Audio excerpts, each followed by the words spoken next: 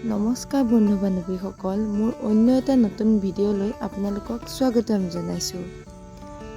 এয়া আছিল শ'ল মাছ আৰু জিলমিল খুতৰীয়া মৰলীয়া শাকৰ সৈতে আজি মই ৰান্ধিম। শাকখিনি যে দেখাত ইমানেই ধুনীয়া লাগিছে। শাককেইডাল পিছফালৰ বাৰীৰ পৰাই অনা হৈছে। পিছে শাকে মাছে খাই যে মোৰ ইমান ভাল লাগে।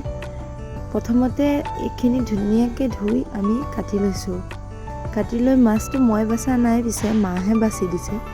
মাছ বাছি লৈছোঁ। তাত নিমখ, কেৰাহীখনত তেল দি গৰম হোৱাৰ পাছত এপিচ এপিচকৈ মাছখিনি ধুনীয়াকৈ অলপ ৰঙা কৰি ভাজি ল'ম।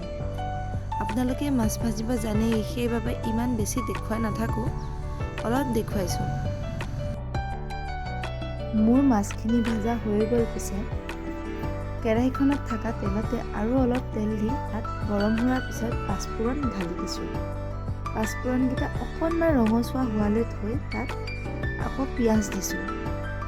পিঁয়াজখিনি অকণ ৰঙাকৈ ভাজি লৈ তাত মই শাকখিনি ঢালি দিম। ভাজি অলপ সোৱাদ অনুসৰি নিমখ দিছোঁ। তাত অলপ হালধি দি লৈ অলপ ভাজি ল'ম। আলুখিনি অলপ সিজোতেই তাত মই বিলাহী দি দিছোঁ। বিলাহী দি লৈ আৰু অলপ ভাজি ল'ম। ভাজি তাত যিটো শাকৰ পানী ওলাইছে সেই পানীটো তাত শুকুৱাই দিম।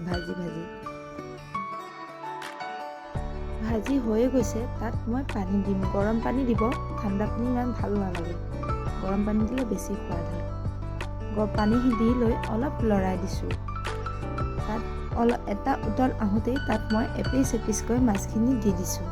মাছখিনি দি আৰু অলপ মই উতলাই ল'ম। চাওক, মোৰ তৰকাৰীখিনি ইমান ধুনীয়া যে হৈছে। তাৰপিছত সৰু মাছ আছিল, সৰু মাছখিনি মই আজি পিঁয়াজ দি ভাজিম। ইমান ধুনীয়া যে লাগে খাই। এইটোৱে আছিল আজি মোৰ শাকৰ ৰেচিপি। আপোনালোকেও বনাব, ইমান টেষ্টি লাগিল খাই।